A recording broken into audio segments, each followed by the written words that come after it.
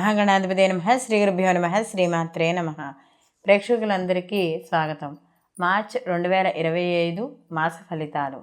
నవగ్రహ సంచారాలను అనుసరించి ద్వాదశ రాశుల వారికి శుభాశుభ ఫలితాలు ఏ విధంగా ఉన్నాయి, వీళ్ళు ఎటువంటి పరిహారాలు చేసుకోవాలి, ఎటువంటి స్తోత్ర పారాయణ చేసుకోవాలి, అలాగే ఎటువంటి విషయాల్లో జాగ్రత్తగా ఉండాలి, ఇలాంటి విషయాలన్నీ కూడా ఇప్పుడు మనం తెలుసుకుందాం. ముఖ్యంగా ముందుగా చూసుకున్నప్పుడు గ్రహ సంచారాన్ని కానీ చూసుకుంటే మనకి ఇక్కడ వృషభ రాశిలో గురువు యొక్క సంచారం అనేది జరుగుతోంది. అలాగే ఈ గురువుకి మనకి వక్రగతి అనేది అయిపోయింది. అలాగే మిథున రాశిలో కుజుని యొక్క సంచారం, అలాగే ఈయన కూడా వక్రత్యాగం పొందడం అనేది జరిగింది. కన్యలో కేతువు, అలాగే మనకి ఈ కుంభరాశిలో శని రవుల యొక్క కలయిక. ఈ రవి కూడా మనకి మార్చ్ 14 నుండి ఈయన మార్పు చెందడం అనేది జరుగుతుంది. ఇందులోకి ఈ రవి ఇక్కడి నుంచి మనకి కుంభంలోంచి మీనంలోకి వెళ్ళడం అనేది జరుగుతుంది.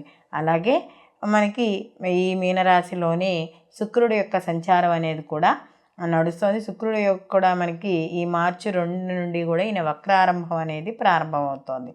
అలాగే బుధుడు కూడా మనకి ఈ మీనరాశిలోనే సంచారం చేయడం, ఈయనది కూడా వక్రారంభం అనేది మనకి మార్చి 15 నుంచి ఈ బుధుడిది జరుగుతోంది. మనకి మీనంలోనే రాహు యొక్క సంచారం అనేది కూడా ఇక్కడ మనకి కనబడుతోంది. కాబట్టి ఈ గ్రహాల యొక్క సంచారము అనుసరించి మనకి ద్వాదశ రాశుల వారికి ఎటువంటి ఫలితాలు ఉంటాయి అనే విషయాన్ని తెలుసుకుందాం. వృశ్చిక రాశిలోకి విశాఖ 4వ పాదము, అలాగే అనురాధ 1, 2, 3, 4 పాదాలు, జ్యేష్ఠ 1, 2, 3, 4 పాదాలు మనకి వృశ్చిక రాశిలోకి వస్తాయి. రాశ్యాధిపతి వచ్చి కుజుడు. ఈ కుజుడు ఈ వృశ్చిక రాశి వారికి కానీ చూసుకుంటే వీళ్ళకి ఈ మాసంలో కాస్త వ్యాపారపరంగా కానీ, లేకపోతే ఏదైనా వీళ్ళు చేసే ఏదైనా ఎక్కడైనా ఇన్వెస్టులు చేసి ఆ ఇన్వెస్ట్మెంట్లో ఏదో కాస్త ఎక్కువ డబ్బులు వస్తాయని ఆశించే వాటిల్లో కానీ ఇలాంటివి ఎక్కడైనా పెట్టి ఉంటే వాటిల్లో అనుకున్నంత లాభాలు అనేవి వీళ్ళు పొందలేకపోవచ్చు. అంటే కొంతవరకు లాభాలు పొందుతారు కానీ అనుకున్నంత లాభాలు పొందలేరు. ఎందుకంటే వీళ్ళ ఆలోచన సరళి అనేది కొద్దిగా తికమకగా ఉంటుంది. ఎందుకంటే పంచమ స్థానంలో వీళ్ళకి ఎక్కువ గ్రహాలు ఉండడం వల్ల ఆలోచన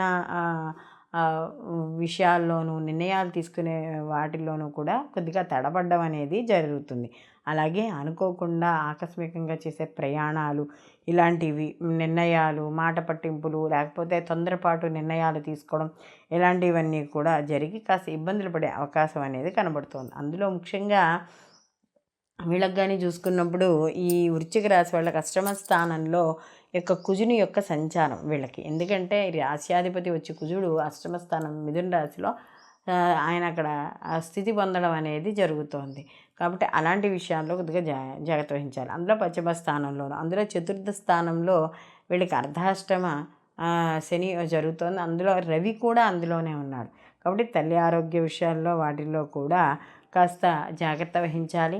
అలాగే ఎవరైతే సినీ కళా రాజకీయ రంగాలకు సంబంధించిన వాళ్ళు ఉన్నారో వాళ్ళకి మాత్రం కాస్త అవకాశాలు రావడం అనేది జరుగుతుందంటే వాళ్ళ డిమాండ్ని కూడా అవతల వాళ్ళు స్వీకరించడం, లేదా ఎక్కువ ప్రాజెక్టులు రావడం, వీళ్ళు ఇంతకుముందు చేసింది ఏదో చూసి ఇలాంటివన్నీ కూడా జరుగుతాయి. అలాగే పంచమ స్థానంలో కూడా కాస్త గ్రహాలు ఎక్కువగా ఉన్నాయి. కాబట్టి ఈ మాసంలో కాస్త ఆలోచనలు కావచ్చు, వాళ్ళు చేసే ప్రణాళికలు కావచ్చు, లేకపోతే ఏదైనా కొత్తదనం చేయాలనుకుని క్రియేటివిటీగా ఏదో చేయాలనుకునే వాళ్ళకి కావచ్చు, కొద్దిగా వాళ్ళకి అనుకున్నంత ఫలితాలు వీళ్ళు పొందలేకపోవడం అనేది జరుగుతుంది.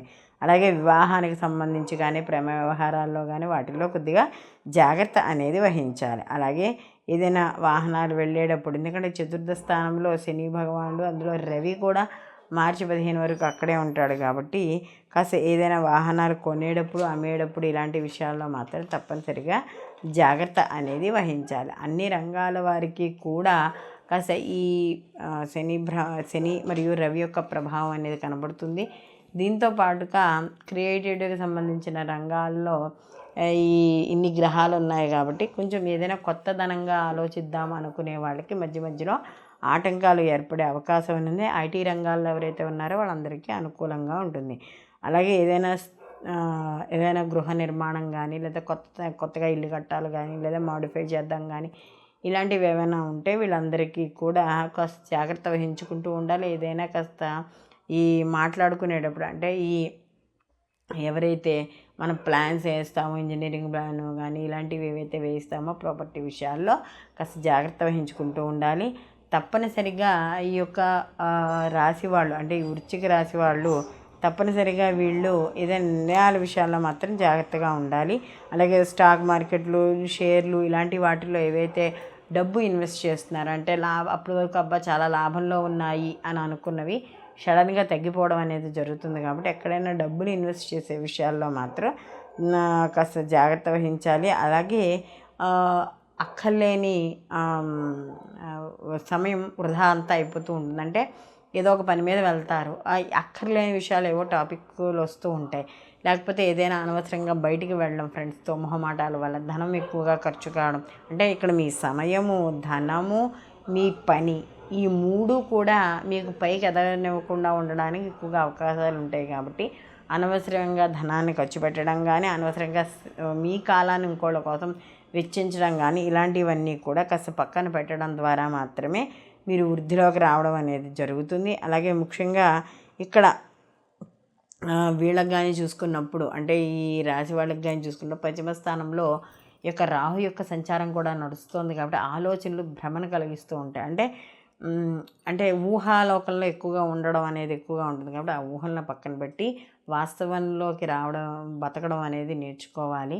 కాబట్టి ఎక్కువగా వీళ్ళు అమ్మవారి యొక్క ఆరాధన చేసుకోవడం, ప్రతిరోజు కూడా మంగళచండీ పారాయణ చేసుకుంటూ ఉండడం, ముఖ్యంగా ఈ యొక్క కుదిరితే గోధుమలు ముఖ్యంగా, ఎందుకంటే రాహు కూడా పంచమ స్థానంలో ఉన్నాడు కాబట్టి గోధుమల్ని గోవుకి తినిపించడం, లేదు చపాతీలైనా చేసి పెట్టచ్చు. ఇవన్నీ కాదండి అనుకున్నప్పుడు అన్ని రకాల ధాన్యాన్ని అన్ని టీ గ్లాసులు పోసి ఒక గిన్నెలో, చిన్న గిన్నెలో నానబెట్టి గోవుకి తినిపించడం, దగ్గరలో ఏదైనా దేవాలయం ఉంటే గోవుకి తినిపించడం, ఇలాంటివి ఏవి చేసినా కూడా శుభ ఫలితాలను పొందడం అనేది ఖచ్చితంగా జరుగుతుంది.